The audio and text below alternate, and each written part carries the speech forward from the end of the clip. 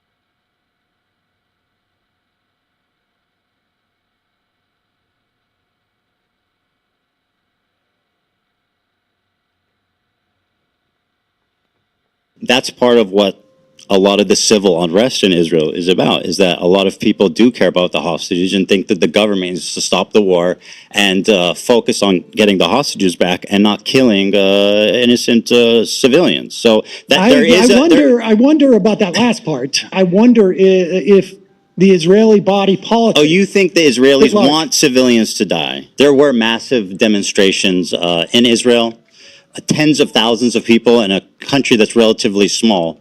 So I think characterizing like the majority of the public as wanting to kill civilians is a little sick, personally. Ethan Klein appears to harbor contradictions. In his recent conversation with Sam Cedar of the Majority Report, he claims to have optimism with regard to Israeli society. Israelis do not wish death on Palestinian civilians. He claims this is evident in the protests in Israel for the end of hostilities in Gaza, though in more casual conversation, he not only tolerates but appears to share a more jaded outlook. The thing is, in Ramallah, there's a lot of, there's going to be like Hamas operatives and Islamic jihadists and stuff that live there, so I don't even know necessarily if it's like the ordinary people, but yeah, they will kill you. I just got out of the bathroom. What did I miss? Whether sincere or not, I found his... Rejoice, comrades. Your fragile Scottish Marxist has went live. Hi, Gemma. Hi, darling. Welcome in. Thank you for being here. Look, it's Ethan Klein. This should be fun. This is GDF. This guy's amazing. Follow him if you haven't already. Suggestion only, no, no pressure. But let's see how bad Ethan is. Well, obviously most of us already know how bad he is, obviously.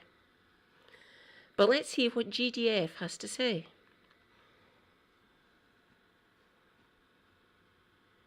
Did you get my chat earlier on? Well done, Dixon. Ha ha. Who did they vote in? I would hope it would be some sort of decent person. I'm assuming it was probably the ALP that won Dixon. Don't know why, they're just as shit.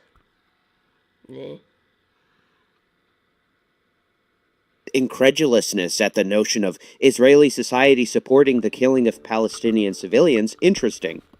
Following October 7th, what Americans could glean from reactions inside Israel to the carnage in Gaza was no less than completely horrifying. Members of the Knesset called for nuking Gaza. A prominent general wrote opinion pieces calling for inducing epidemics of disease and making the strip uninhabitable. Israel's finance minister shared the article and expressed his agreement. Israelis took to social media to mock Palestinians, gloating over their running water and electricity, which was cut off to Gaza. Though, for some reason, I held on to an assumption that these were narrow and incomplete glimpses into Israeli society. I suppose I had an optimistic view that Israelis would surely harbor a capacity for empathy with Palestinians, to some degree. What I saw in the spring of 2024 was therefore a gut punch. It was a report from Pew Research Center titled, Israeli Views of the Israel-Hamas War. I read it carefully, and a figure leaped out at me. Israeli Arabs, Palestinians, are much more likely than Jews to say the country's military response has gone too far. 74% versus 4%. Honestly, reading it now, I still can't believe it. And for that, I feel incredibly naive. I guess it fundamentally altered what I believed about humanity, about people. It was genuinely horribly depressing. For me, it was a sign of the damage that's been done and the work that is ahead. Or maybe there are other ways to interpret it. It certainly would. Let's get those percentages again. About humanity, about people. It was genuinely horribly depressing. For me, it was a sign of the damage that's been done and the work that is ahead. Or maybe there are other ways to interpret it. It certainly was not a moment of optimism for me. What the absolute fuck? That is despicable. But we know this. Just look. And they're literally getting run by a criminal. Literally a criminal who should be locked up. What fucking age is that wank anyway? Give me a second.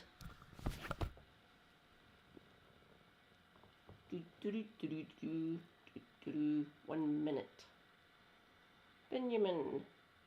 Oh, not Benjamin. Benjamin. Netanyahu.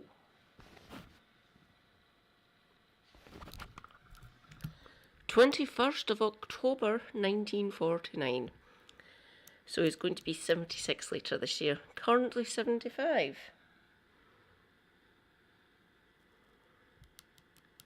I don't know if he's got any health issues. He might.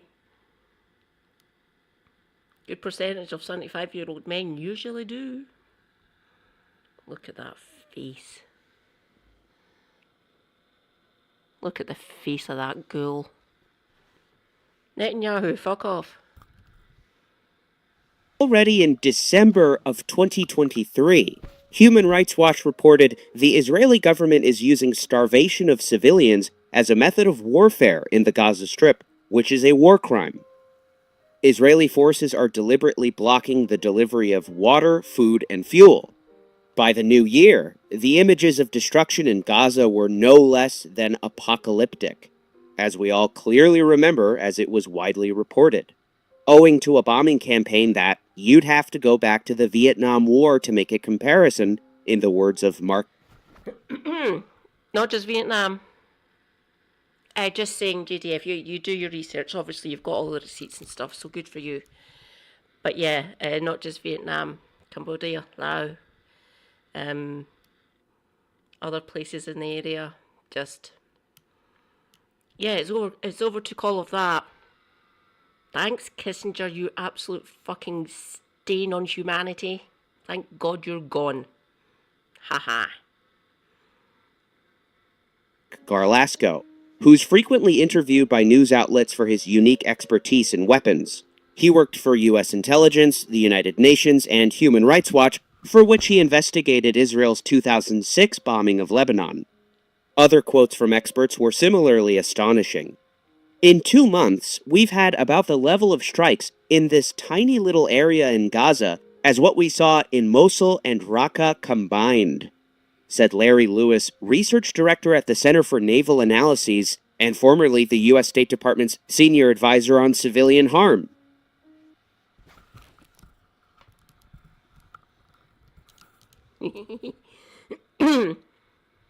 I'll just quickly say Mosul and Raqqa are, I can't remember, Mosul's a city, I know Mosul's a city, I can't remember if Raqqa's a large town or a city, so something the size of Gaza getting bombed to the same extent as the coalition forces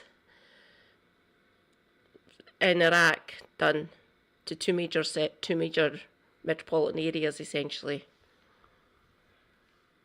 Delightful. Yeah. Fucking hell. Even CNN in this article placed the number of killed as of January 2024 at nearly 25,000. Higher. 1 year after October 7th, many more tens of thousands had been killed. The number couldn't possibly be known for certain. A credible study from The Lancet, reported by the New York Times, said many tens of thousands more than the oft-cited but conservative Ministry of Health.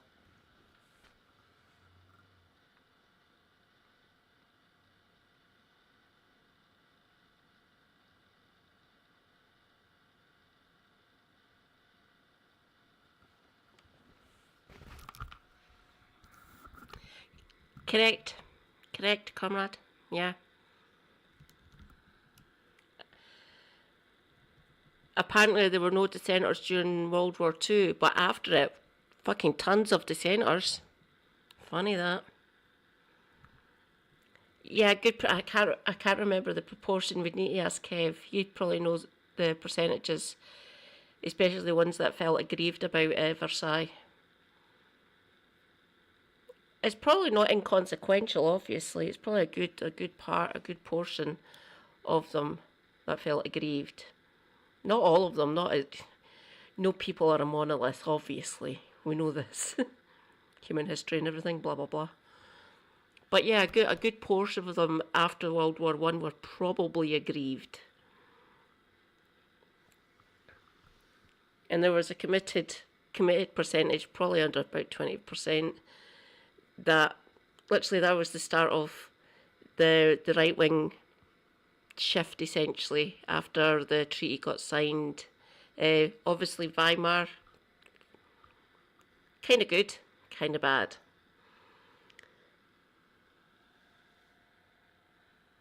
We didn't know fucking bollocks whenever any of them said that, even in the 50s and 60s, because a lot of them did survive. Said, we didn't know. Liars. Liars, in my opinion. Of course you fucking knew. Especially the ones that escaped and came over, went to other European countries, parts of France, Spain, Portugal, the UK, Ireland. There's small pockets of like Germans that moved over to the UK to escape before, during and after World War II. The ones that escaped over here, especially the ones that moved into parts of Scotland, they knew. That's why they fucking escaped throughout it, from about 30, 35, 34 to about 50 onwards. They knew, so that's why they fucked off, because they were mostly leftist, mostly left-leaning, that were living in West Germany, and they came over here. The ones that moved over the most to Scotland were the Poles, actually. A lot of them moved over. They came here, especially to my home city of Perth. Thriving Polish community in Perth. It's brilliant. And they are mostly left-leaning, most of them. Like 80 to 85% of the Poles that moved into Perth were leftists of some flavour. It's quite fun. And lots of them moved here to Glasgow as well. like Polish Catholics, they moved in, and Polish Jews came into Glasgow a lot between like 37 to about 42. They were the ones that got lucky, they managed to get out.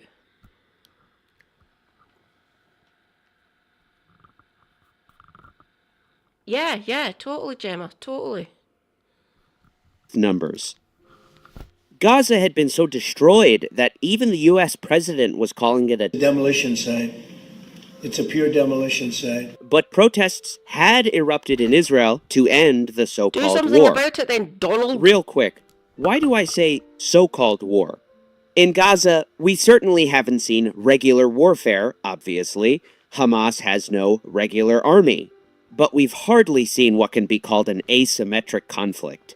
It's important to note that numberless Gazans have bravely resisted the Israeli military despite unimaginable and impossible odds, including the following. The Palestinians in Gaza have been hermetically sealed inside without any way out. They have no peripheral sanctuary state for which to regroup and rearm themselves. They are completely trapped.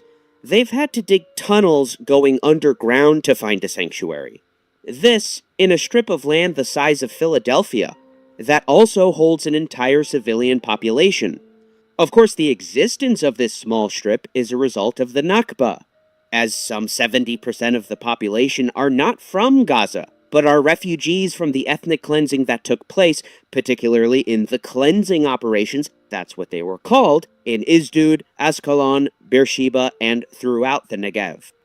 So, Gazans are fighting from a place that is in no way conducive for combat, for reasons completely out of their control.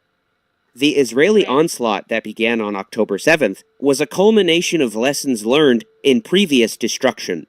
We can clearly see how the so-called wars of 2008 and 9 and 2014 were punitive rather than driven by... Gemma, sweetie, help please. I've got one on my playlist and I need to get people's opinions on this. It's a two-parter. It's Moppin and someone called Brenton Lingle talking about Durruti. I've got another one from This Is Revolution, which I'm hoping would be better. Caleb Moppin is a fucking muppet. But if that's all I can get in English, unless I get an actual translator in to help me do with the Spanish, essentially. I don't speak it, unfortunately. I really should learn a language. There's plenty of time for me to learn one. But I don't know who this Brenton Lingle is. Obviously, Muppet.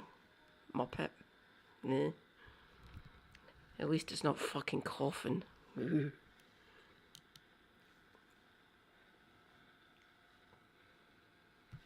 By military necessity.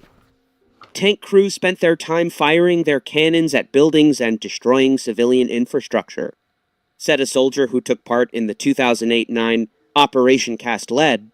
Go ahead and ask soldiers how often they encountered combatants in Gaza. Nothing. The interviewer. When you entered the Gaza Strip, there was no resistance? Next to none at all.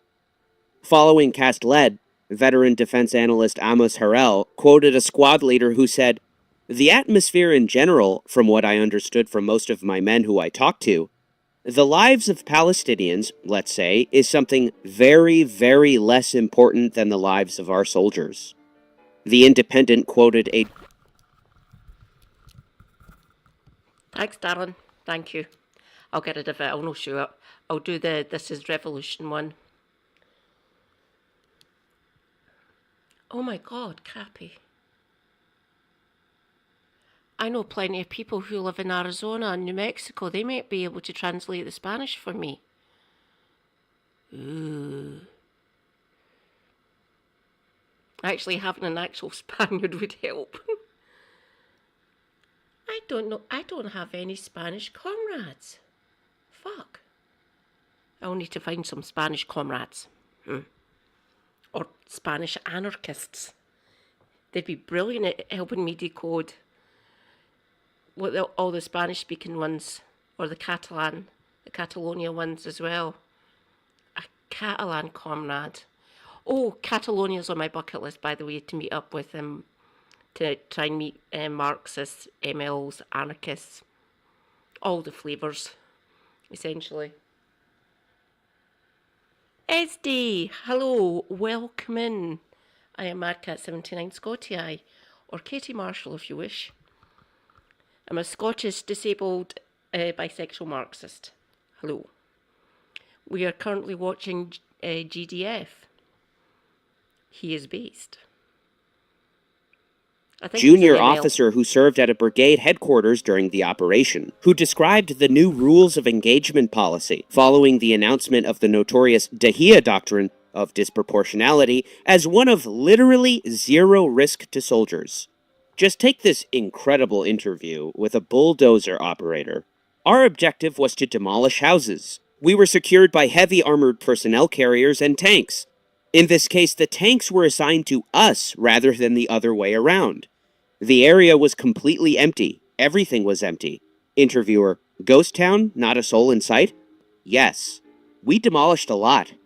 There were people who had been in Gaza for 2 days constantly demolishing one house after the other. And we're talking about a whole battalion. In a separate interview, a soldier is asked, "Did you happen to escort..." Hello, Sam. My God, you're young. I'm 20 years older than you. Sweet. An Ancom. Hello, hello. Plain old vanilla Marxist here. Doing research, of course. I was a trot when I was younger, when I was in my teens, into my early 20s. But then my best friend rescued me. He also set me up with my super hubby, who's now sleeping in the next room. Super hubby isn't a communist. Can't win them all, I guess. I'd rather have a quiet home life, nice safe household.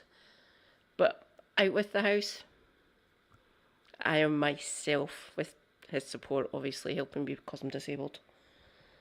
Hello, hello. Welcome in. I've seen you before in other chats. Welcome to my stream. Oh, I'm a Scottish Green Party member, so I'm eco-socialist.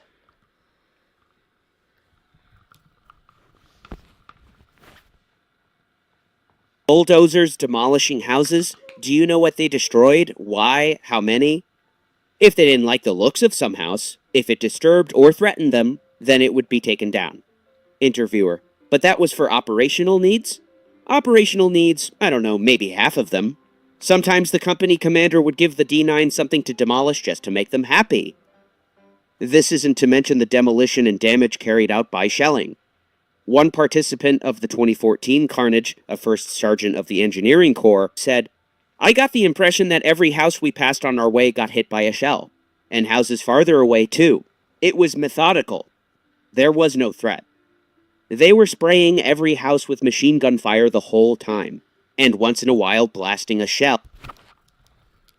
Are you here in the greatest city known to man? I'm in the north of Glasgow, by the way. I will get no more specific than that. I'm currently decanted. My actual flat is getting fixed because of damp and mould and a couple of other structural issues. The floorboards in my flat were fucked. So I've been moved to a high-rise. I'm 22 floors up. I fucking hate it. And during the day, especially now that we're getting the sun more regularly, it's getting up to 24 degrees. Well, technically today, later on, in about 12 hours' time. So I will literally be hiding. As you can tell, pale as fuck. I burn like a bitch. Falkirk. Hello, Falkirk. I have been to Falkirk. I love Falkirk. It is amazing.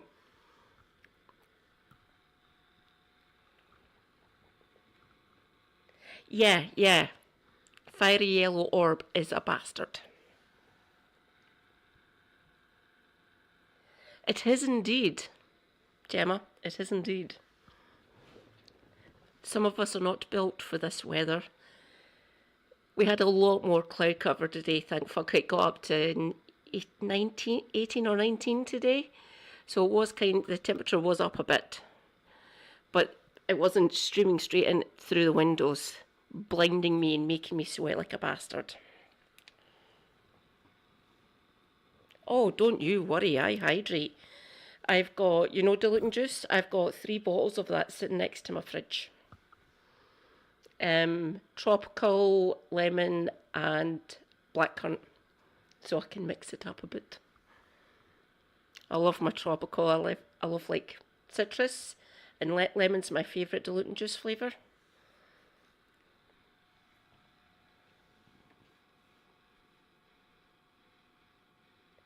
Oh, is that where you are? Thank you. 40 plus can fuck off. I'm pretty damn sure I would combust. Pretty sure of it. The highest it's ever got here was like 32 or something, and that was back in the 70s. The highest we've got since I've been alive, 27 or 28 or something. So 24 in 12 hours time. Not looking forward to it. Really haven't. Oh, and by the way, I've watched more parts about the Irukandji, Queensland. I'm never going into your waters. That can fuck off. And another comrade who's in Radhom's chat said, come down to South Australia. We've only got great whites. Between great whites, Irukandji and fucking salties. No. Sorry.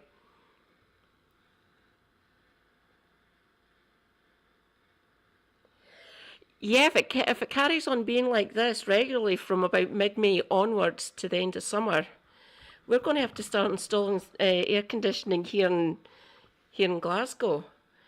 We're like New York. We're very built up.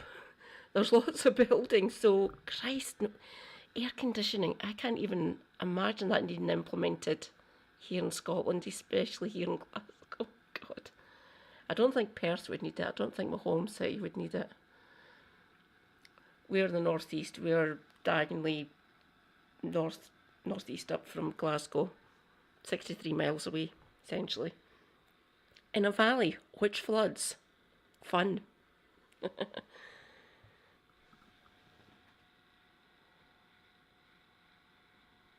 Oh, for fuck's sake. Desalination might be able to help with that. Not that I'd be listening to, of course. Into each house. A first sergeant My in the uncle Armored lives in Corps Dice. recalls, we were all firing a lot when I there might see wasn't him. any need for it, just for the sake of firing. We were firing purposelessly, all day long. Hamas was nowhere to be seen.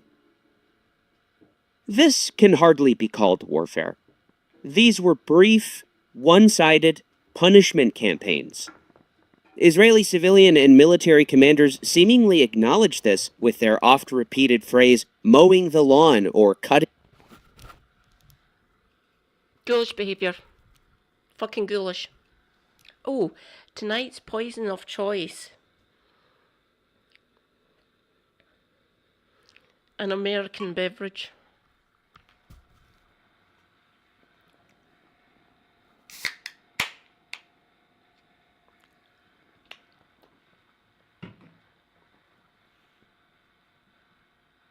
The grass, which also alludes to its routine nature. Josi Glausius explains the phrase very helpfully in a rage-filled opinion article. You work for Scottish Water. Nice one. I won't ask you any probing questions, don't worry. Is it a good job? Do you enjoy it? Rejoice, comrade. Sozzled Snake has arrived. Hi, Sozzled. Great to see you tonight. How are you doing? We're on JDF just now. Then we'll be going on to Buenaventura Durruti, commander during the Spanish Civil War. So that'll be fun. It was Kev that recommended Durruti to me. I do have one with Mopping the Muppet, but I'll just ignore that one. I'll get rid of it off my watch later list.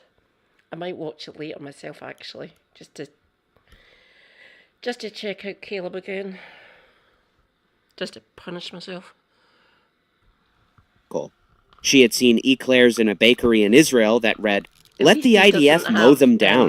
Coughing on. The Hebrew word written on the eclairs means mow, as in to lawn mow. But mowing is also a euphemism for something more brutal. Mowing the grass is a term popularized in 2013 to refer to indeed. Israel's strategy of attrition designed primarily to debilitate the enemy capabilities. To put it more crudely, mowing the grass means bombing Gaza periodically to facilitate temporary quiet for Israel. This desire to punish the civilian population at large was explicitly articulated, and the policy solidified following Israel's strategic defeat in the Second Lebanon War.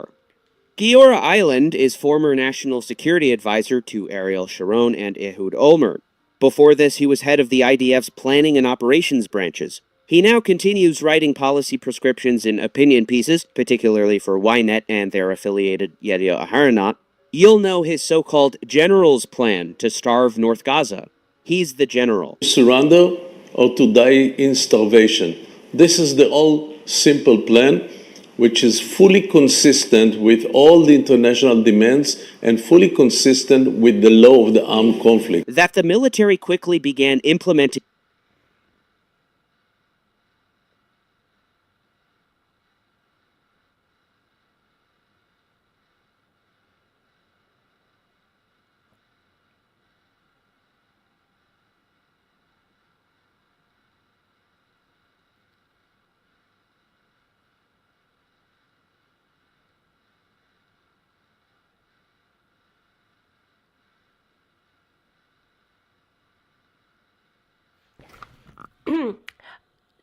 Thank you, SD. Very much appreciated. You don't need to worry about that. Unlike certain agencies down in England and Wales, the ones up here are a little bit more robust. And if anyone manages to get in, they usually get bonked, get arrested essentially.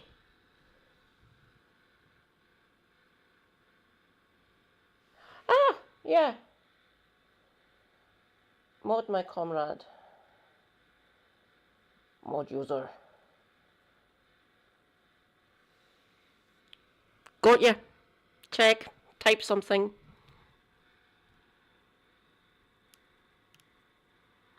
Say fuck off you IDF general bastard or something if you like. Thank you.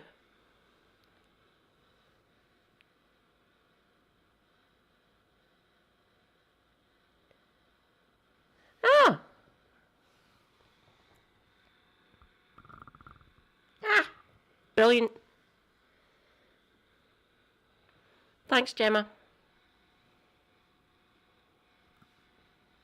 The plan is a testament to his influence in the Israeli defense establishment. Eran Etzion was deputy head of Israel's National Security Council until 2008. The ousted defense minister Gallant denied on camera that the government is actually implementing this plan.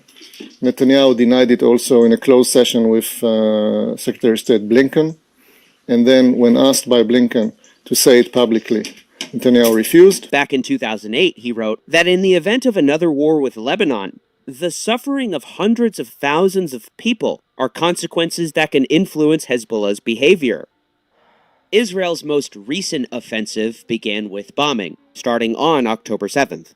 The ground invasion didn't begin until the 27th. This was accompanied by a further tightening of the siege, which had already been in place for some 17 years. Hassan Alian, head of Kogat, 17 years? Longer. He mentions it in the other. It's basically been occupied. Just after the Nakba, essentially, for all intents and purposes at this point.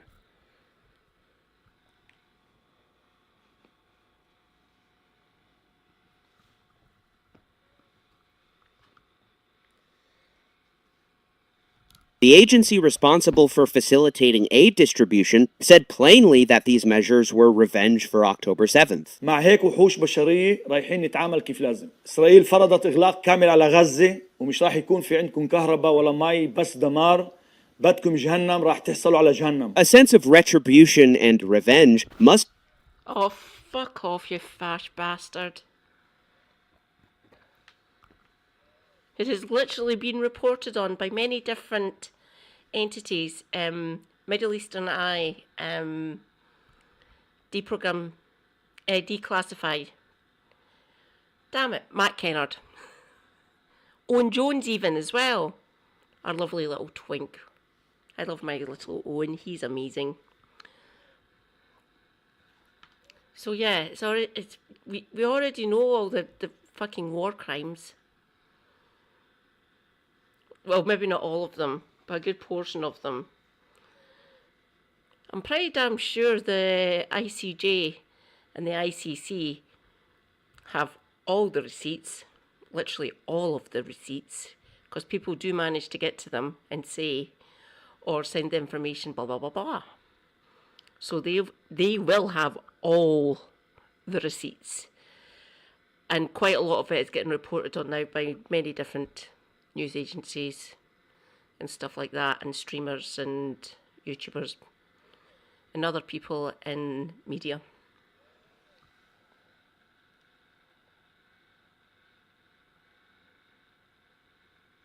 How that situation came about.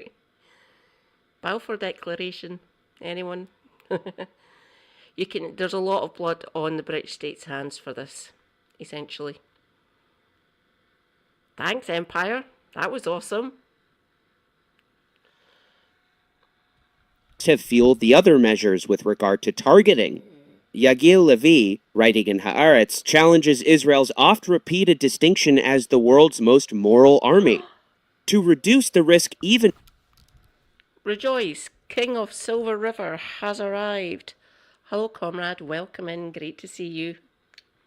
How you doing? We've managed to survive award-winning journalism for another week. Christ's sake. Laura had on the Home Secretary and her shadow. So there we go. Yvette Cooper and Chris Philp. Dear God, save us all. On the panel was Joseph Stiglitz, Nobel Prize-winning economist, Dr. Shan Williams, former BBC broadcaster and now a psychologist, and holy fuck, head of Palantir UK, Lewis Mosley. Yes, Mosley's grandson, son of Max Mosley. He was delightful. And Laura didn't even fucking ask him the right questions. Seriously, Lewis, your boss is an absolute fucking psychopath. Not that he'd care, obviously. He's probably earning megabucks. And further, during the ground offensive, air and artillery attacks preceded the entry of the ground forces into every area and accompanied them during the 20 years, King? It'll be sooner than that, my opinion. It'll be less than 20 years, essentially. I'm surprised he hasn't fucked off already. Still don't understand why Yorkshire, was it Richmond, isn't it? Voted that fucking ghoul back in. Christ.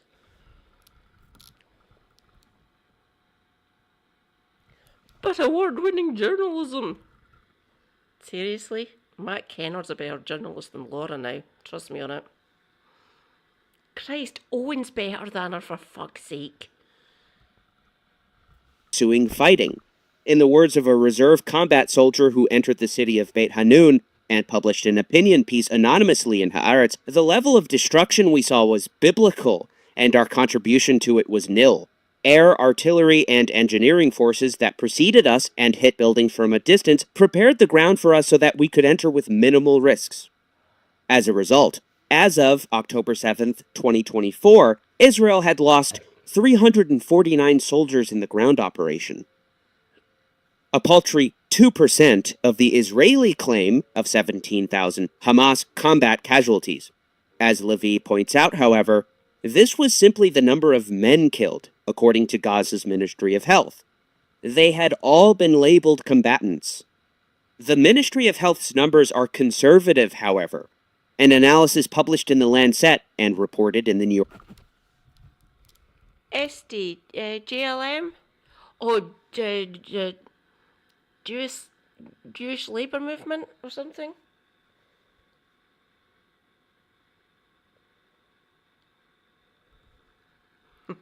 Dear God. How's everyone been? Oh, Mélenchon! I didn't know you interviewed him. I might need to check that out. I tried to avoid Hassan's stream, nothing against Hassan, obviously. But his chat stream, mine's is sedate, mine's is lovely and easy. Hassan's gives me a fucking migraine because it's going at warp speed, essentially. Jean-Luc Picard.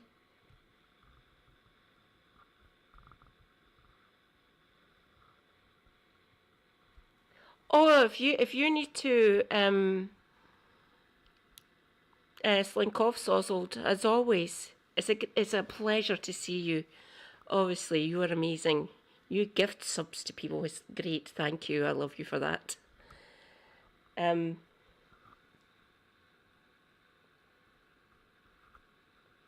Oh God, so do I, King. So do I. Mostly okay. He is quite good. I'll give him that. As Homozygo, or Dr. Marcus calls him, Himbo Prime. That one always makes me laugh. Fucking love it. Hassan has been good in certain ways. He has. I'll give him that. He is good. But some of his other takes, he is ableist at times, which isn't good, and I kind of push back against that fucking nonsense, being disabled myself.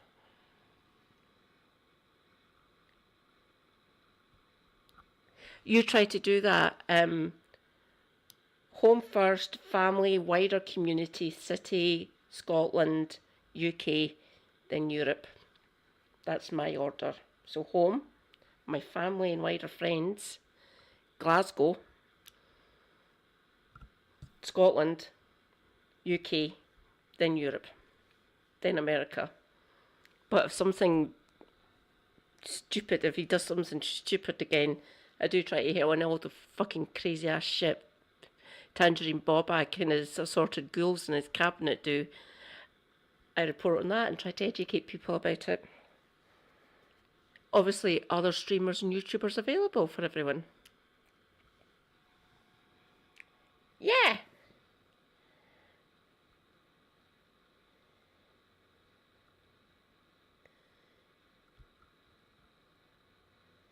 Yeah.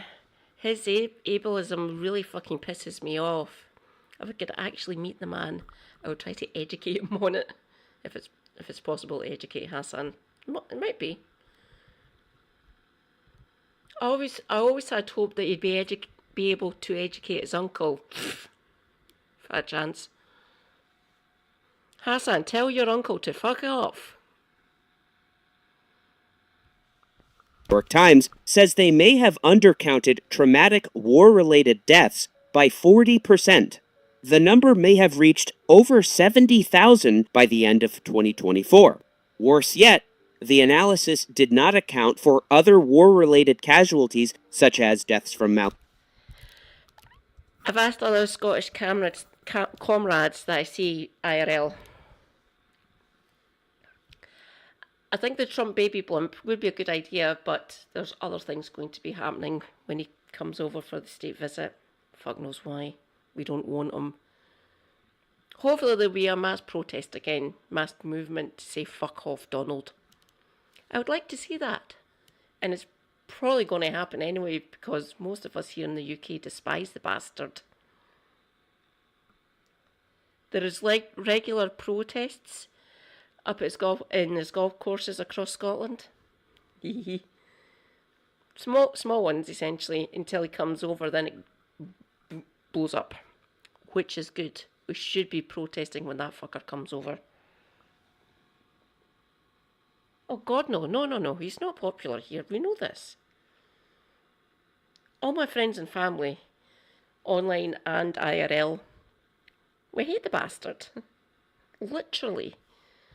And like I keep on saying to American comrades, if you can get out, fucking get out. Or if you can move to a bluer, safer state, do that as well. I'm trying to get a lot of people, a couple of YouTubers who I'm kind of worried about to get out. FD, who else? F1? There's a couple of them that I want them to come over here. POCs, YouTubers, breadtubers essentially. I get scared for them. I do. Trans, LGBTQI+, trying to get them to secure themselves, make themselves safe, either here in Europe or in a bluer state or a safer state than the one that they're currently in if they're in deep red, backward states essentially. Nutrition, waterborne illness, or the breakdown of the health system as the conflict progressed. That this could be called a war is patently absurd. Israeli leaders have made their targeting and punishment of the civilian population known with their widely reported statements. Look at it. Already by June of 2024, some 70,000 tons of bombs were dropped on a piece of land less than half the size of New York City. That number is more than were dropped on Dresden, Hamburg, London in World War II. Combined, the massive destructive power, with 2,000-pound bombs being common, erased entire towns. Amos Harel, chief defense correspondent for Haaretz, went to Jabalia and took photos and reported that the town, previously home to 100,000 people, was gone. Others shared the same fate, as described by Ahmad Tibi, one of the few Palestinian members of the Israeli Knesset. Entire towns, like Beit Hanun, Beit Lahia, and Jabalia, have been wiped off the face of the earth in bombings by the IDF. Cities comparable in population size to Herzliya and Dimona have been bombed into rubble. And the world, with its silence and its armaments and its material support, is supporting this. The media in Israel wobbles between total denial and depicting the actions as heroic, justified, essential deeds. We have arrived at an absurd rule. Nothing justifies October 7th, but in the name of October 7th, everything is justifiable. There is no security justification for such massive bombing. No military action can justify bombing helpless human beings or the eradication of Beit Lahia, Beit Hanun, and Jabalia from the face of the earth. This ethnic cleansing is reminiscent of the...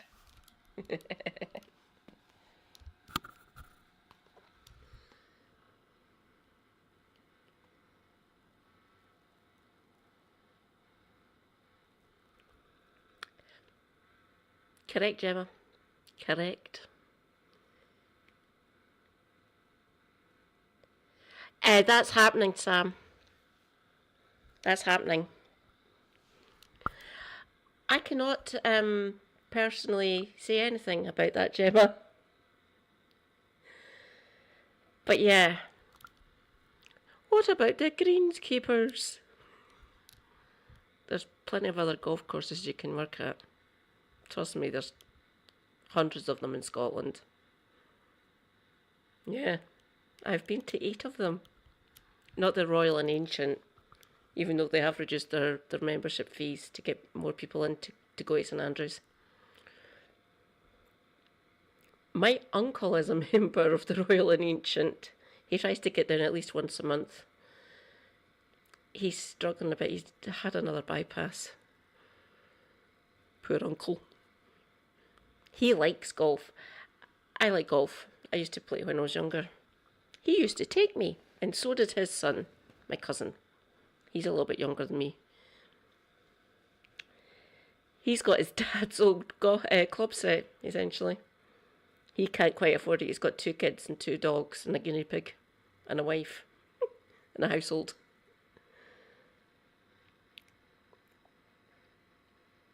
I like those ideas, SD. I really do.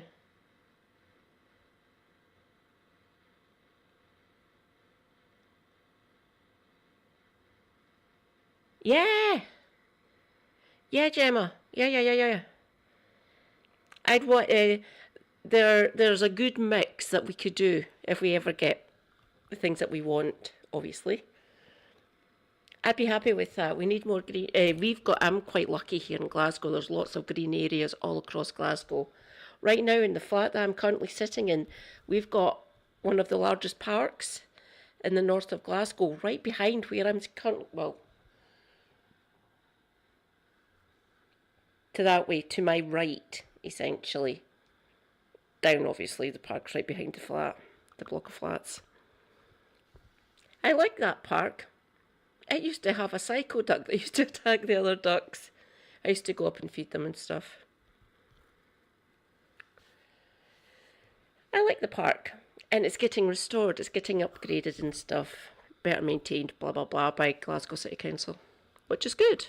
It deserves it. It's a great green space. With a few raptors in it, a good few owls, a couple of sparrowhawks, an eagle nest as well. But they fly around the central belt, essentially, and go to different areas.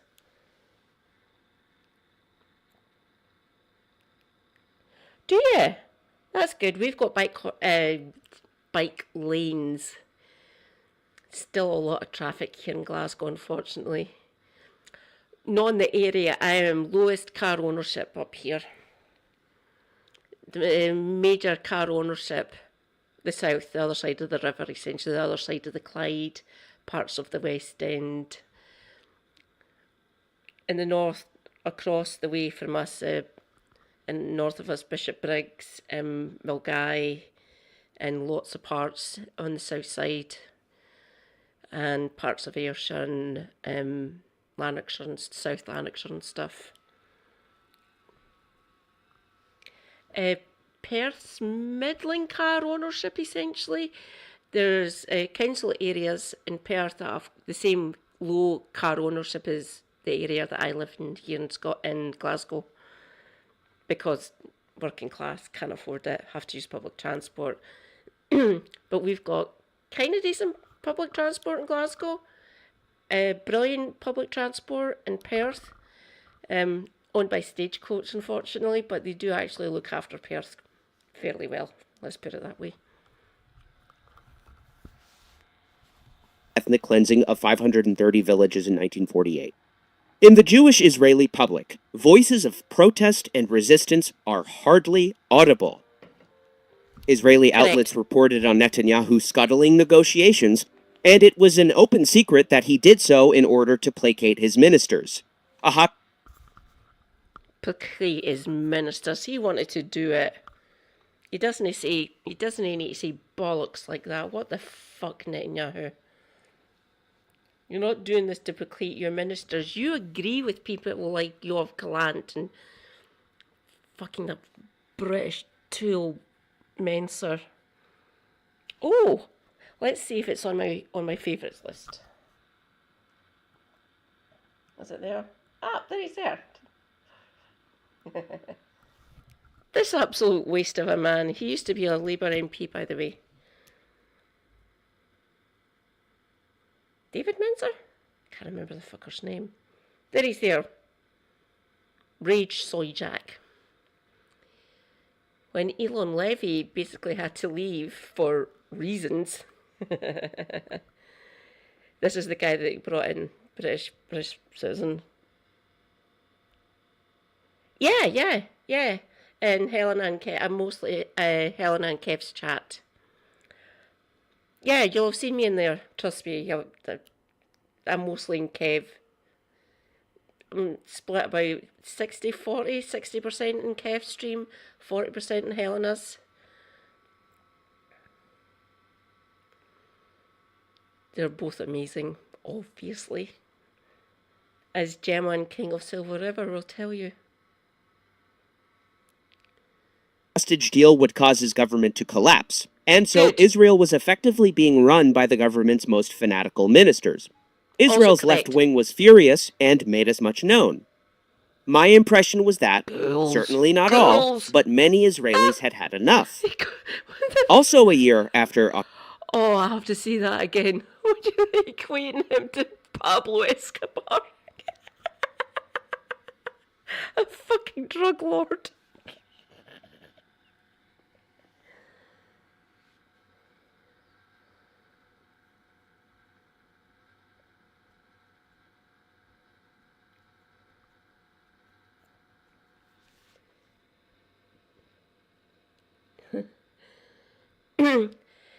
I can help you with that if you want. I'm the mediator of the family. Well, my own family, my mum and my two sisters and my niece and my two nephews and their dad.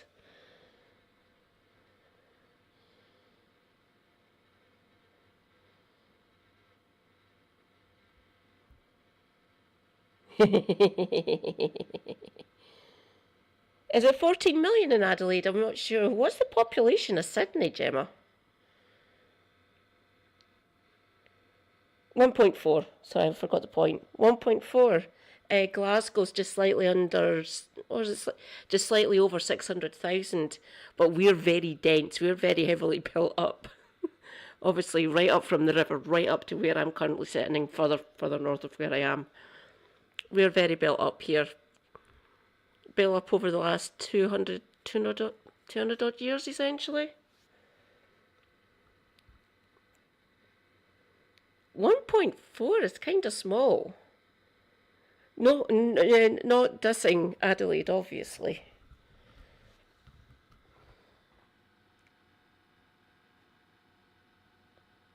Oh, right.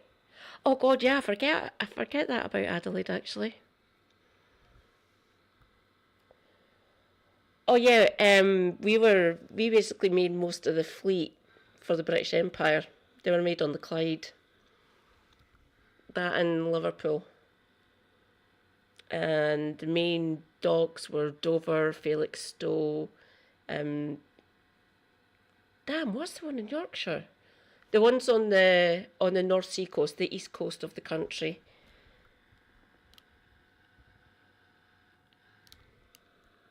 Do not name her. She is either she or her. We do not want to see that spectre rising from the grave, which should be a gender-neutral toilet by now. Oh yeah, Plymouth. Fuck, Plymouth. Sorry, Plymouth. Damn, that's where Tom Nicholas is. He lives in Plymouth. Not all, but many Israelis had had enough. Also a year after October 7th, the Israeli Democracy Institute released a report on the public mood on ending the so-called war.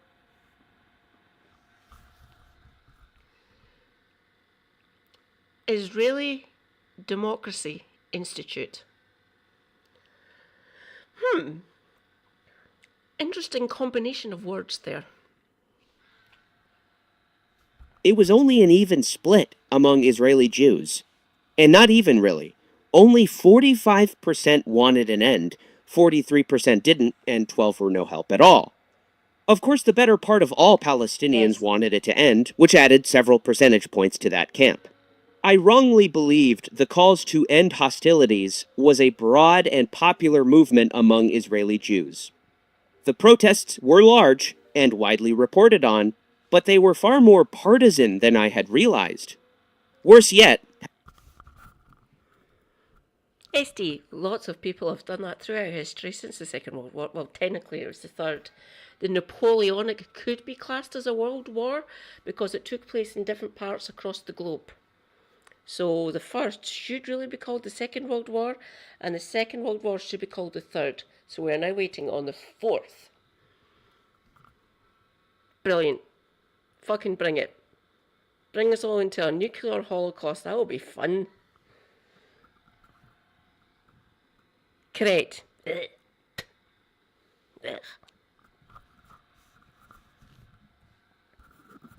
And if they get their wish about Iran, fuck. Seriously, fuck. If they do actually start doing anything like that, the reaction from the West, especially NATO countries and stuff, that's going to be delightful. Just fucking end me. however, were the reasons that this Iran, sector Israel. of society had for ending the so-called war. A little more than half said for the safety of the hostages. This amounted to the most common reason. The second was because they could focus on another war with Lebanon. Then it was that the fighting achieved what it could, 9% didn't know why, and 6% because of the great cost in human life and the desire for quiet, peace, and security. And 2% said for improved relations with the U.S. Someone who's been grappling with Israeli society's moral decline has been Rachel Fink. She illustrates poignantly a personal crisis for her upon seeing Israeli news coverage showing desperate, starving people in Gaza. On Sunday evening, when Channel 12's main news broadcast featured some of the most gut-wrenching footage coming out of Gaza, hungry children clamoring around a soup ladle in desperation, I felt for a moment a sense of relief. Finally, I thought. Finally, an Israeli journalist has made the brave and morally virtuous choice to do his job, to report the truth. Try telling that to the American government, Esty. They'll laugh you off or lock you up. And in light of certain events happening over the last few months since he became president again. Yeah. They're literally hell-bent on destroying this fucking planet. Either through war, conquest, or fucking global climate change. Yeah.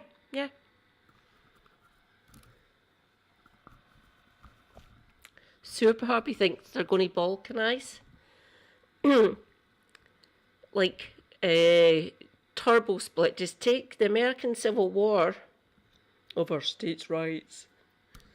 They're going to balkanize over certain divisive issues. So they'll basically...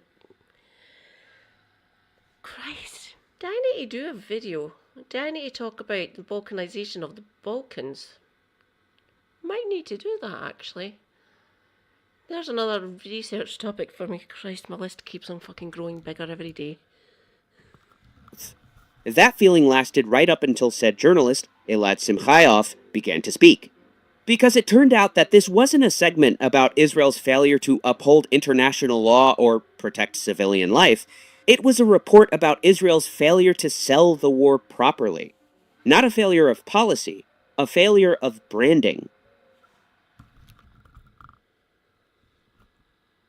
Help?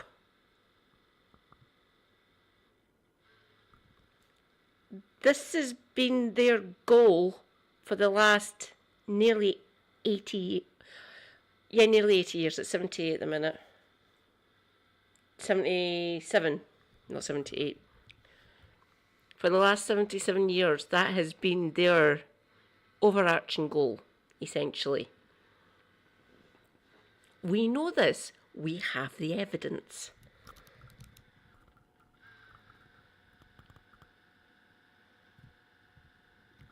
Ooh. Possible. Very possible now.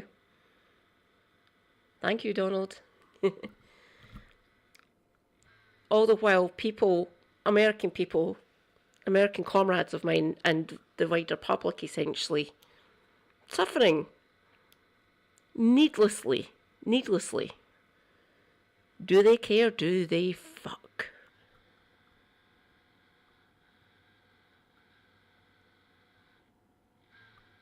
Exactly, Gemma. Exactly.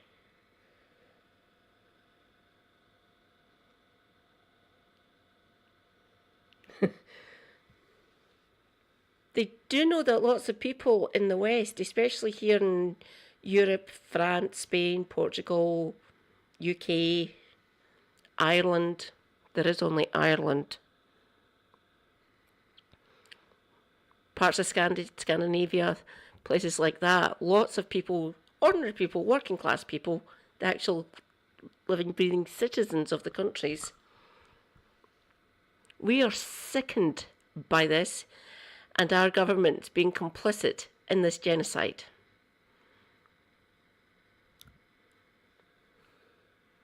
That's why reform got voted in 10 fucking councils last week, 2 weeks ago now, week and a half, roughly. May the 1st was the election. And reform, led by Manfrog, another delightful human being, Era Analba. Yes. My sister-in-law's from Ballycastle, in the north of Ireland, essentially. A little Republican holdout surrounded by Unionists. Everyone in that little town, well, medium-sized town? I can't remember the population size, fuck. Little Republican holdout, essentially, and a few of them have moved over here to Scotland, especially Glasgow and Ayrshire. Sympathies. Nice community they've built here, I love it. I love my Irish comrades so much, they're amazing. Excuse me. As I watch, I experience a kind of emotional whiplash. Time and again, Simchayev starts a sentence that sounds like there might be a moral reckoning coming, and it ends with a plea for better PR. But it is also possible to wonder if perhaps it is time to improve our, Simchayev begins contemplatively, humanitarian policies, accountability, Hasbara efforts with skilled spokespeople, a clear and effective strategy and believable information, he declares. That's not a punchline, it's his game plan. For much of Simchayev's report, as his voice plays off camera, B-roll footage of starving Palestinians begging for flour and wandering through the rubble of pulverized buildings runs in a loop. When it cuts back to anchorwoman Yonit Levi, she sums up the segment with a single line. Those are the images being shown to the world, she says, with clear disdain. How many different kinds of delusional do you have to be to air horrifying footage of human suffering beneath a voiceover lamenting the challenges of public relations? What does it say about a society when you can look at a child, sunken-eyed and silent with fear and grief, and decide the real injustice is that she's hogging the spotlight? We're now entering a third month of a complete and total blockade of all aid into Gaza. This includes food and medicine, everything. Nothing has been allowed into Gaza for months now. Additionally, back in April, Nir Hassan wrote that Gazans are experiencing a severe water shortage, which has worsened since approximately a week ago when the Israeli Defense Forces struck the main water pipeline into the Shijaya neighborhood of Gaza City. Because of damage to the city's other water sources, the pipeline provided about 70% of the water consumption there. Now, why does it matter that Israeli society is characterized by a culture of dehumanization? It matters because it contextualizes the issue, and it contextualizes Israel's treatment of Palestinians, as well as their dismissiveness of Palestinians and their suffering. Its real-world consequences are apparent in Yagi Levi's Haaretz piece. The revenge impulse, accompanied by the notion that no one in Gaza is innocent, meant that those whose lives are perceived as lacking in value were put at even higher risk, and may even have led to the deliberate killing of civilians. Correct, it has been. A consequence of the fact that conscription into the military is mandatory in Israel, which blurs the lines between the public mood and that of the military.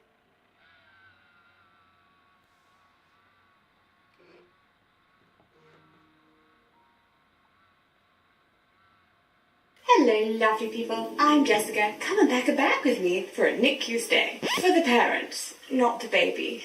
The baby is naked in the neonatal intensive care unit until they are able to regulate their own temperature, and then you're allowed to take them clothes. Yeah. Can you tell I'm feeling some kind of way? Yes. So my wife, lovely Claudia, is currently pregnant with identical twins. It has been a roller coaster of a pregnancy. So far, we tried for a very long time to get pregnant again.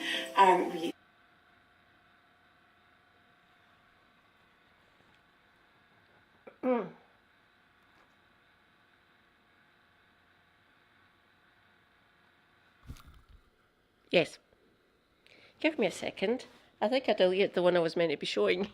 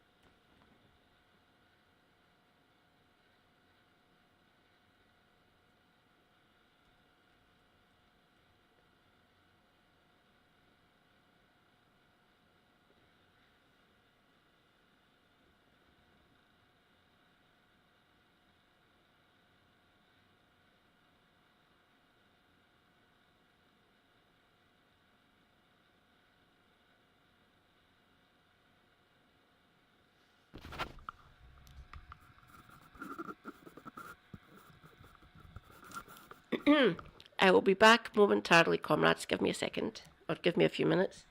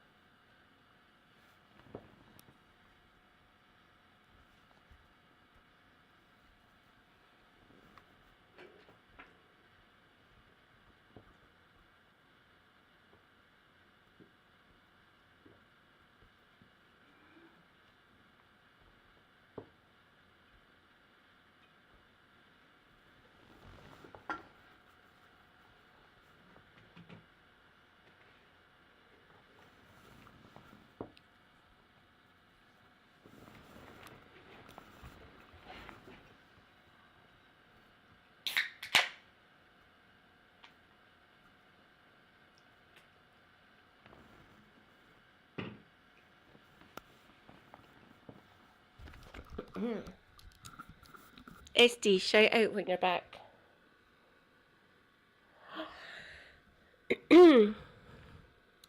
Rejoice, comrades. Orchestra and a fellow Glasgowite, or Glaswegian, has arrived. Hi, darling. Welcome in. I'm actually getting on to my Socialist Sunday. We're going to be watching a video about Buenaventura Durruti, anarchist leader during the Spanish Civil War.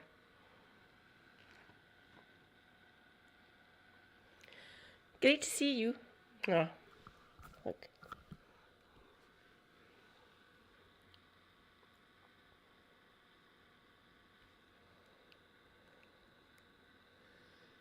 Oh God, thank God I remembered now. There we go. Record.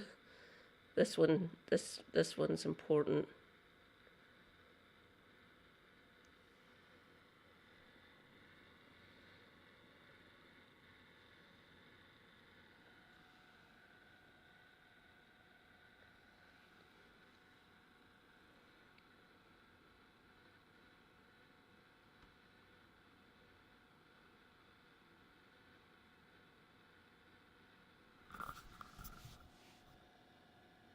It's kind of a badass.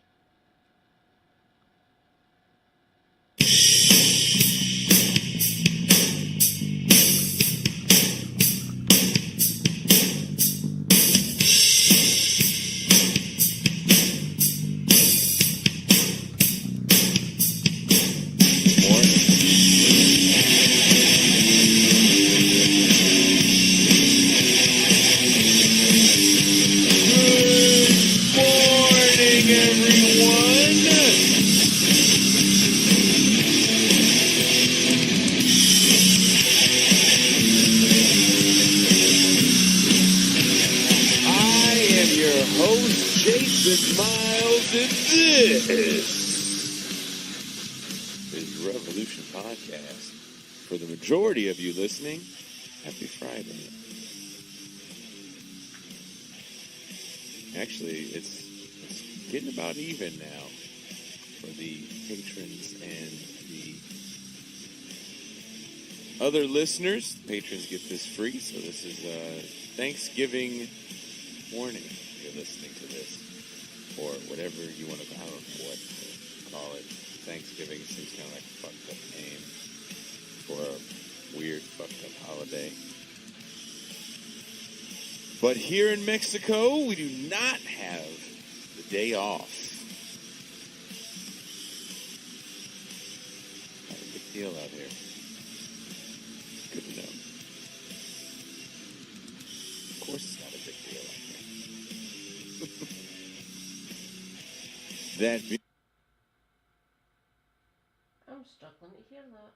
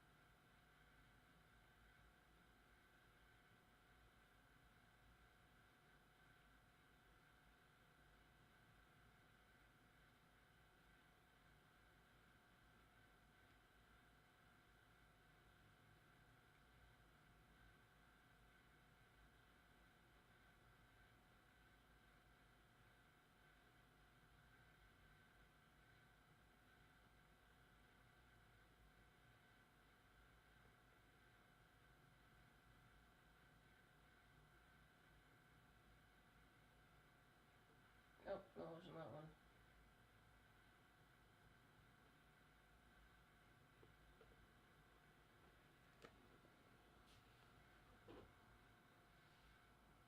And delicate.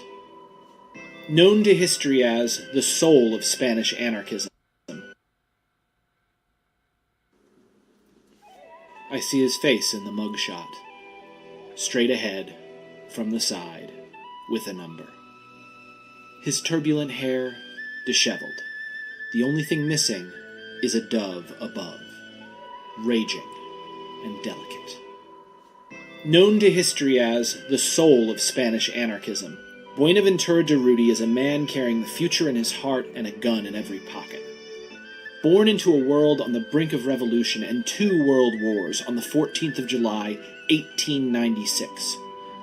Durruti was described by his teachers as a mischievous and affectionate child with a heart full of noble sentiment. When asked of his early years, Durruti replied, "Since my most tender age, the first thing I saw was suffering. Not only in my family, but also among our neighbors. Intuitively, I became a rebel." The son of a railway worker and apprentice to a radical blacksmith, Durruti grew up learning the principles of mechanics hand in hand with the tenets of revolutionary socialism.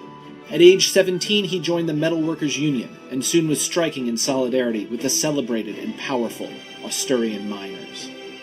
Yet in 1917, everything turned dark, when in response to a nationwide general strike, the Spanish king, Alfonso XIII, ordered government troops to machine gun the Asturians and anyone else who stood in the way of forcing the miners back to work. Facing government repression and military conscription, the young Durruti declared, "The king will have 1 less soldier and 1 more revolutionary." The surviving miners smuggled the young Durruti, already wanted for desertion, to France, where he lived in exile, taking every opportunity to sneak back across the border and support the Asturians in their struggle for life, liberty, and dignity. As class war erupted across Spain, Durruti quickly gained a reputation as a modern-day Robin Hood, carrying out numerous daring robberies and battling bosses, soldiers, mercenaries, gunmen, and stealing more than 500,000 pesetas from the Bank of Spain. A more than hefty sum, which Durruti quickly and quietly gave away to struggling families, radicals, and revolutionaries to provide for food, schooling, and the purchase of much-needed weapons for the coming civil war. Soon, Durruti became a hero of almost mythical significance to Spain's downtrodden, and a hated bandit, assassin, and firebrand in the eyes of the powerful and wealthy elites who ruled over them. A born leader who hates the very idea of leaders, Durruti is charismatic, jovial, and deeply committed to his struggle for freedom and justice. And it is this passionate struggle to birth a new and better world which has prompted him to carve a swath. How the hell have I only recently learned of this man's existence? Bad, Katie. Bad.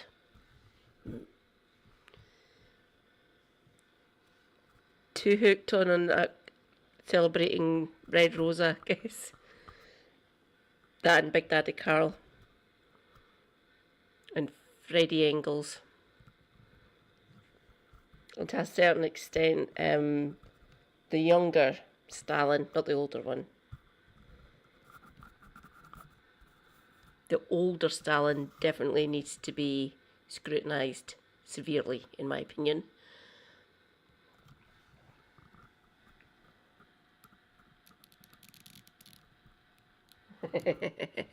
Come back, Mao, there's too many fucking landlords.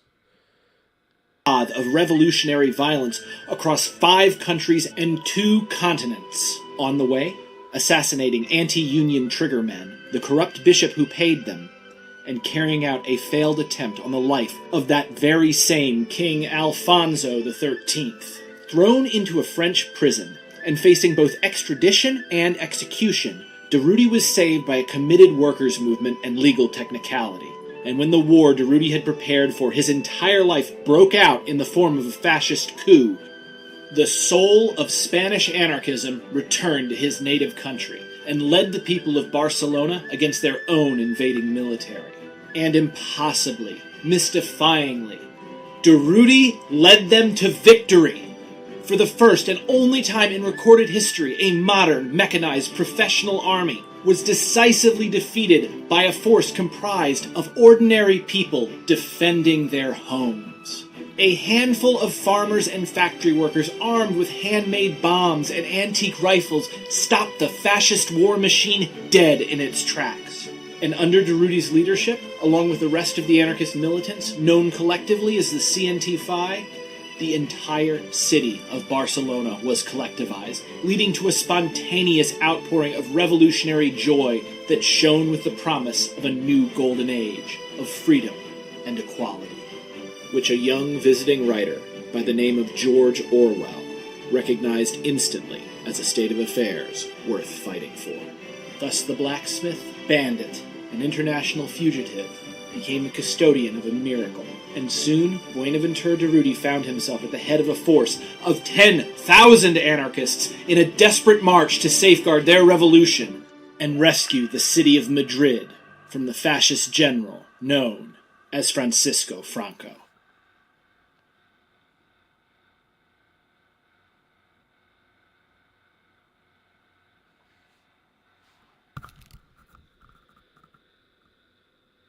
I have thoughts on Orwell.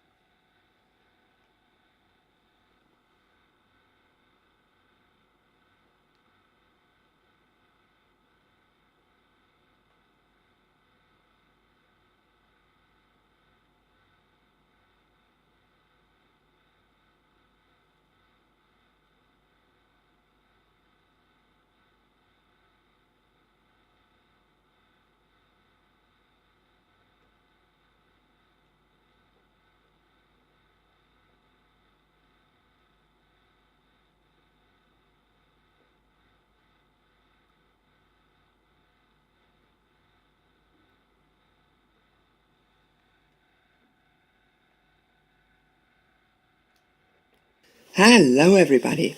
Today we're talking about revolution. Hello, Vicky. It has been far, far too long since I've actually checked out Vicky's videos. Catalonia, also sometimes called the CNT-FIA or the anarchist Catalonia. It was Give me a second, comrades. I need to go and relieve myself. I will be back momentarily.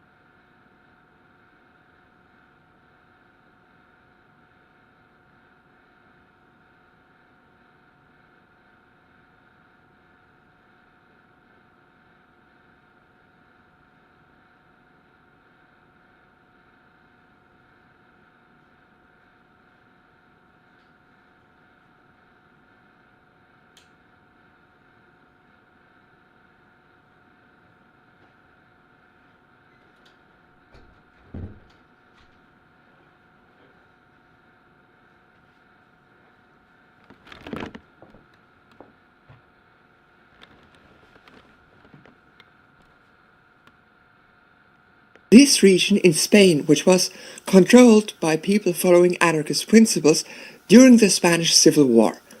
In this video I will explain the historical and political context that led to Free Catalonia being established, as well as some parts of the Civil War that are relevant. Good to be But back. I will not be talking about the Civil War battle for battle.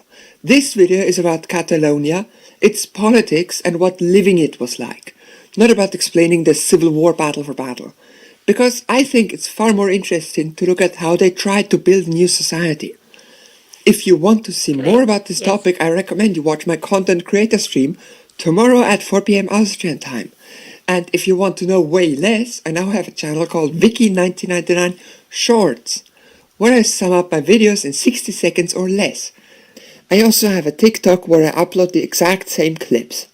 That being said, let's get started. Our story begins where else than World War I. Spain did not take part in the World War, but just like the rest of Europe, they had massive amounts of angry leftists. These leftists could sort of be split in two camps. The state-oriented socialists, who you can imagine a bit like Leninists, though of course they were far more diverse than a Bolshevik party, and the anarchist leftists. They were syndicalists. Just as a short recap, syndicalists want to abolish the state, and instead they want workers' unions to run everything using direct democracy or delegates, depending on the syndicalist you talk to. Do anarchists see autonomy of political minority regions like Catalonia is critical. On the far right of the political spectrum, there were nationalists and later fascists that wanted pretty much the opposite. They wanted a strong state to keep foreigners out and to repress political minorities like the Catalonians, using a strong central government and leadership based in Madrid. Unfortunately, Spain was literally a monarchy at the time, so these groups that wanted to take over or destroy the government had a hard time actually taking power. But in 1931, the king was deposed, and there were to be democratic elections. That didn't work out for very long. Both the right and the left were fractured to so many parties that they had trouble actually ruling anything. If you watched my video on the internationals, the following may sound familiar. The USSR proclaimed that from now on, leftist parties should create united fronts with everyone who was anti-fascist to more effectively resist the rising tide of fascism all across Europe. So, in 1936, the leftist parties formed the so-called Popular Front to make sure that the fascists and conservatives would not win the election in the same year. This Popular Front was of course made up of different communist and Marxist parties, libertarian leftists, and even actual liberal capitalists who opposed fascism. Seeing this, all fascist and nationalist forces in Spain likewise formed their own united front for this election. They were known as the nationalist faction. They had monarchists and nationalists and fascists and national syndicalists, totalitarians, and a group called Francoists, who were led by a guy called Francisco Franco, who was a nationalist general and who will come up more than once. Fascist was a fascist. Franco was a fucking fascist. My opinion. He was definitely a nationalist. We know that, obviously. Yeah. He was a fascist. Trust me on this. Yeah. Look at that face. Revulsion. So, who will win? How will the democratic election end up? The leftist Popular Front or the rightist nationalist faction? It was the leftist Popular Front. Because of the imminent threat of nationalist military leaders overthrowing the new socialist government, they immediately went about removing these generals from their posts. This did not make them happy. So, because they lost the election, the nationalist faction started a coup against the democratically elected government. The president did not react swiftly enough. The syndicalists offered their help against the nationalist uprising that started all over Spain, but he refused to give them guns and then stepped down. He was replaced by another guy whose government was never officially confirmed, so according to the nationalists, his government was illegitimate. The goals of the nationalist leaders were all over the place. Some wanted Mussolini-style fascism, some wanted the monarchy to return, and others yet wanted to establish a military junta with themselves in charge. Others yet were pure anti-communists and cared about nothing besides killing syndicalists. Eventually, Franco would take over the nationalist faction and determine how it's run, which coincidentally was with Franco in complete control at its head. Naturally, the socialist government was not okay with being overthrown, so they immediately mobilized the militia and the few army units that remained loyal to the government. This is where we look at the CNT, FAI, and Catalonia again. Just as a side note, CNT translates to the National Confederation of Labour, which was the one big union of the region, and FIA refers to the Anarchist Federation of Iberia. They are completely different organizations, but especially during the Civil War, they work together very tightly, so they're often called CNT, FAI, and from this point I will occasionally refer to them both as syndicalists. Unfortunately, even after the nationalists started a successful armed uprising, the central government of Spain still wasn't willing to arm the syndicalists, because they considered them untrustworthy. After all, they're anarchists. So bye, SD. Great to see you. Thank you for joining us. A las barcadas. Thank you. Much appreciated. Have a good rest. Look after yourself and stay based. It sort of makes sense that a centralized state would not trust them. So the anarchists made the very hard decision to join the government. First the regional government in Catalonia and later the central government that was still ruled by the United Front, mainly Marxists. This gave them access to weapons which they needed to fight the nationalists, and it also caused a major split among the anarchists in the world. Russian syndicalist Alexander Shapiro harshly criticized the syndicalists joining the government, and Emma Goldman supported it. Her logic was that allying with Marxists would be less bad than letting fascism win the civil war. This, of course, sparked many debates inside of Catalonia itself as well. Now, as a socialist, what would you expect to happen to a country when there's a fascist coup? Exactly, a counter-revolution. And just a few months after the start of the Civil War, the leftists started the Spanish Revolution of 1936. Pretty much all factories, stores, railroads, farms, and much more were taken over by their workers, effectively making landowners a thing of the past. This civil war had broadly two factions. Nationalist Spain, made up of all types of rightists, and Republican Spain, with the leftist government. A faction within Republican Spain was the CNT-FAI, which controlled Catalonia. So, fascists, communists, anarchists. At the onset of the Spanish Civil War, the major European nations, namely France, Britain, Nazi Germany, Fascist Italy, and the USSR, signed a non-intervention treaty to stop this civil war from turning into a world war. By the way, that didn't stop people from those countries and America, Britain, France, Germany, some Scandinavians, some ML, some Marxists, some anarchists from Italy as well, coming over and joining the Republicans, especially the CNT-FAI. Lots of people from the local regions, the local countries, like, well, I can't remember, I'm pretty sure there was probably some Portuguese in there as well. So yes, there was people from all over Europe essentially that went into Spain to help out, including Orwell, obviously.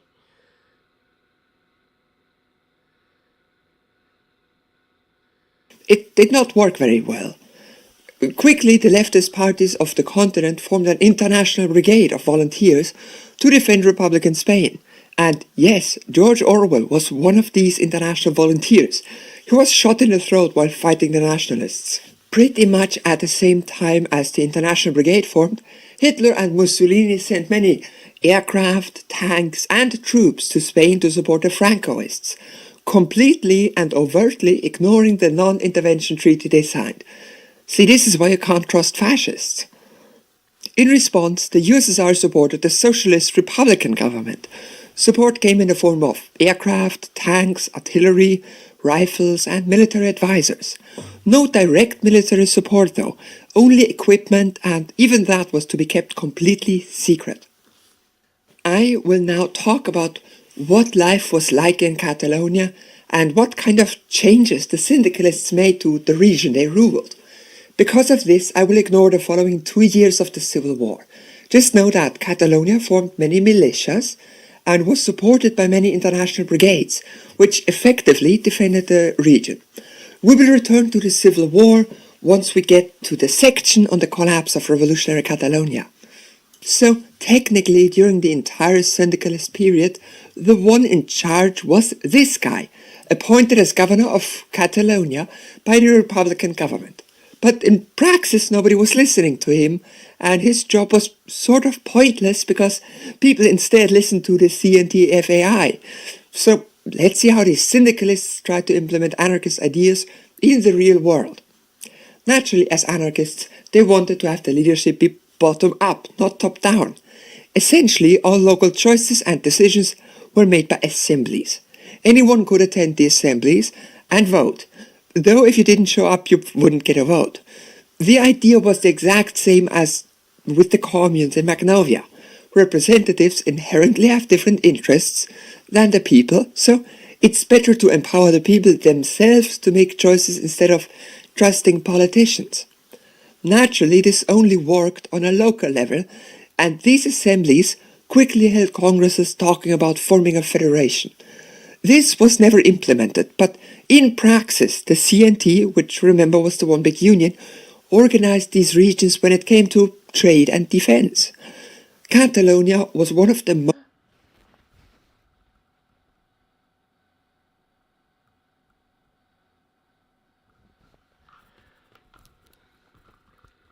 Rejoice, comrades, Reza has arrived. Hi, Reza. Hello, hello. Mwah. Great to see you. Did she? I didn't know that either. And lots of Tynesiders. Amazing. Beast. Very beast. Yes, very fascinating. Very. Hi, comrade. Welcome in. most industrialized regions of all of Spain, which is also why they had so many socialists and syndicalists. More workers mean more unions. And naturally, these unions immediately formed industrial collectives and took over factories and the like. They also abolished private property and expropriated a lot of industrialists and landowners. To run these businesses, the workers would elect 15 people to manage them, all elected by the workers, affected by their decisions. Though the union was guaranteed some of the seats. This way the leadership of the business was able to take quick actions instead of declaring a meeting of 500 employees every time they need to make a choice.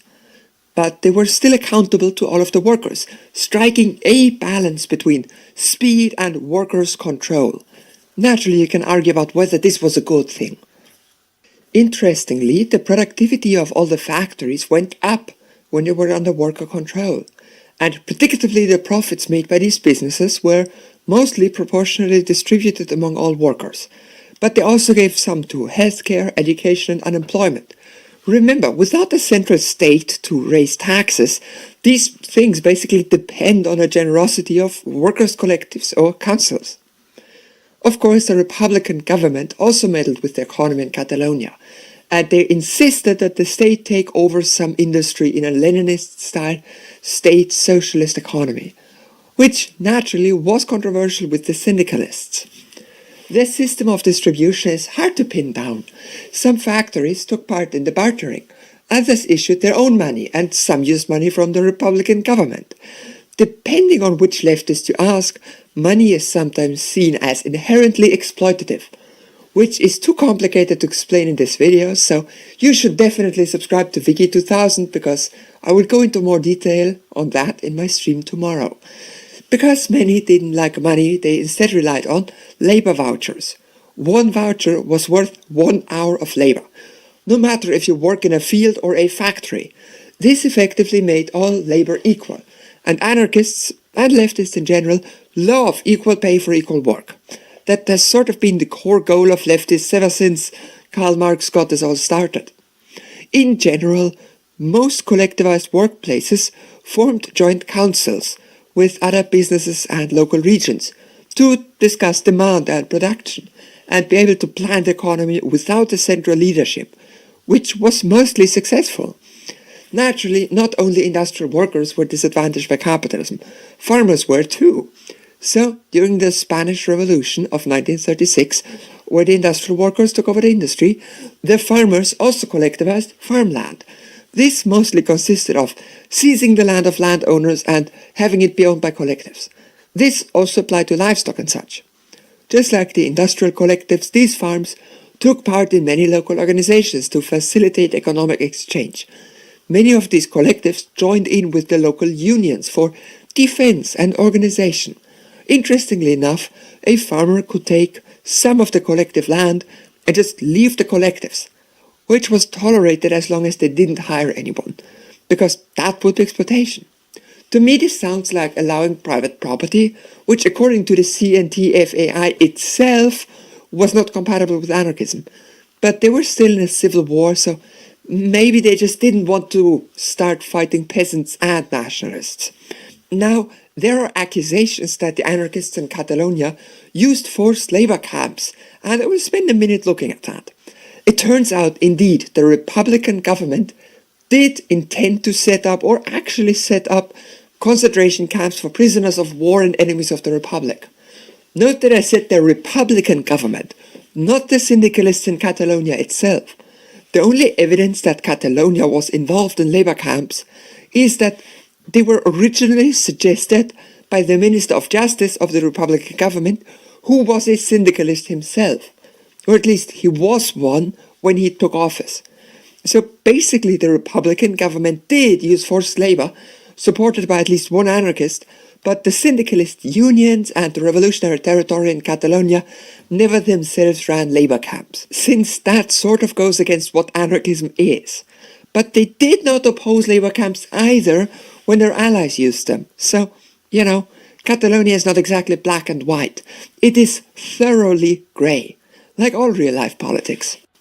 Now, the disillusion of Catalonia is not easy to explain, but I will try. There were two major political factions in the region, syndicalists CNT-FAI and the United Socialist Party of Catalonia, which was basically working for the Republican government and with the USSR, so I will call them communists. Essentially, the syndicalists decided to ban the communists from the local government for going against anarchist principles. So, in response, the communists who had just taken over the Republican government banned all syndicalist meetings. But they could not enforce it because the police in the region was loyal to the syndicalists. So the government set up its own police force to take over. And then they dissolved the syndicalist military councils and basically turned the anarchist militias into a regular part of the Republican army. And then the Republican leadership began taking syndicalist military posts and industry. So the syndicalists mobilized all militias. After a bit of fighting, the two sides agreed on armistice.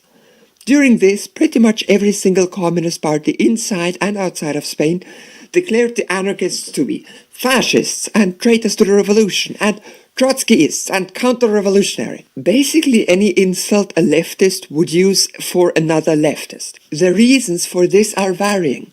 The official reason was the fact that the anarchists shot back when the government troops began seizing CNT-FAI land. But remember, the government was a communist party with very strong ties to other communist parties on the continent. So, when push came to shove, most parties and leftists around the world sided with the Republican government, not the anarchists. And of course, conflict was inevitable because state socialists and anarchists can't really coexist in the same territory, and both sides knew it. After the propaganda campaign, the communist government went about completely destroying the syndicalist power base. They stopped and blockaded arms shipments like planes, artillery, tanks. They banned and dissolved councils. They seized collectivized factories for the state. And they actually abolished agrarian communes and gave the land back to the landowners who it was taken from at the start of the revolution. Then the CNT and the FAI had a fight and stopped talking to each other. And this is where the civil war comes back into the picture. Because Franco and his nationalists had been doing things. You see, at the start of the Civil War, Republican Spain controlled these two disconnected regions. By 1939, the Francoists had taken the land here to cut off Catalonia from the government in Madrid. So, despite not being a fan of the syndicalists and their militias, the communist government tried to launch an offensive to unify their territory again. It was a giant failure, and 30,000 of their soldiers died. And then the Francoists invaded Catalonia, and because they had no tanks, no planes, and no artillery, they had little chance to defend themselves. Eventually, the nationalists took over the region. They abolished local autonomy, they banned the Catalan language and Catalan names, even a traditional Catalan dance. It was an attempt to completely destroy the Catalan culture and make them Spanish. Basically a cultural genocide lasting for decades and to some extent until today, with the 2017 Catalonian independence referendum being declared invalid by the Spanish government, despite getting a 92% vote for Catalan independence. I once read a tweet from somebody in Catalonia which read, "You Americans and Europeans make TV shows about what if Hitler had won. Well, in Catalonia, that is reality." So, in conclusion, revolutionary Catalonia was a very interesting attempt to create a socialist society. They made many more social and economic advances than comparable groups like Magnovia and the Paris Commune, and they were not afraid to implement things that were purely theoretical before them, like labor vouchers. Because they were in an active civil war, they of course had to betray their theoretical values by taking part in a local and central government. I would argue that uniting with the communists and Marxists was the right choice to make, considering their conditions, but of course you can disagree with that. Eventually the anarchist region was disarmed and weakened and demonized by their fellow leftists, making them unable to defend themselves against the fascist Francoists, which led to this attempt at anarchism being destroyed, and it ushered in a period of oppression for the Catalan people after Franco's forces completely destroyed the Republican Spanish government. So yeah, that is the video. Thank you for watching, and why not like and subscribe? If you like this hat and you want to know more about it, you should subscribe to Wiki 2000, where I usually make live streams every Saturday and Sunday at 4 p.m. Austrian time. Possibly not for next few weeks though, because I'm going to a psych ward for 1 to 6 weeks. And thank you for watching, and special thanks to Leia Harley, who for some reason paid me a Prager Youth tier. And of course my other Patreons, Darius the Bird, Eric Betts, Harris Hawk, V, Xander Corvus, Alexander Parch, Attila Nemetz, Carissa, Daniel Hyman, Dominic Corazelli, DSM5 is better than ICD-10, Emily Marigold Klassen, Hannah Rickett, Herdina, Josh C. Klastrup, Liam S., Lilith Craft, Mamuka Tiliari, Marxism Tonight, Nana Ipema, Pote, Raymond DeVille, Red Shock Trooper, Sean Murphy, Skylar Magnum Turner, Stairmaster Chef, Taylor CH, Trey, and Worshipper of the Olympians.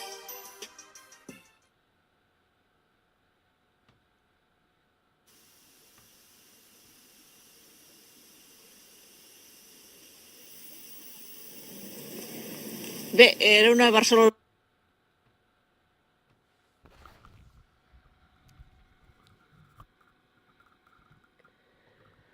Oh yeah, Reza, I know all the tricks. Don't worry. I used to get severe, head-splitting migraines when I was a little girl and a teenager, up until about my early 20s. I know all the tricks. Don't worry about it. I don't know how this came on so fucking quick. It's like someone's taken a jackhammer right behind my eyes. I suffer from auditory and visual migraines, build-up of pressure behind my eyes, essentially. It's too distracting. I would not be fun to watch me suffer like this. So I will be back tomorrow or tonight, essentially. Oral. My lovely MB sweetie, she suffers from, sorry, darling, they suffer from olfactory and auditory, so smell and sound, essentially, get to them. They ask me about little tricks and stuff. Fluid, water, drink lots of water, or juice, or milk.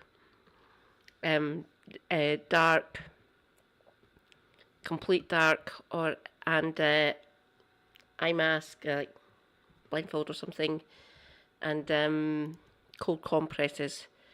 Like those cold patches you can put on for migraines and stuff. They're okay, I guess.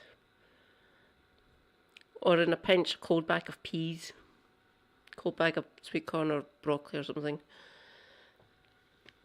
My one is dark and complete silence, essentially. That helps. I just need to get this migraine away. Thank you so much for being here. Sorry you only just arrived, Reza. Sorry about that. At least you got a little bit of your mad cat. I will be back roughly between 11 and midnight today. Yes, it is still Monday. So I'll be back in between 11 and midnight. And we can carry on researching about anarchists and Buenaventura Durruti. That'll be fun. Or we can maybe highlight what kind of bastard Franco was. Delightful chap. Thank you so much for being here, and I'll see you all later. Scattered to the four winds, go to say hello to anyone. Feel free to promote me if you want. No pressure, of course. Love you all.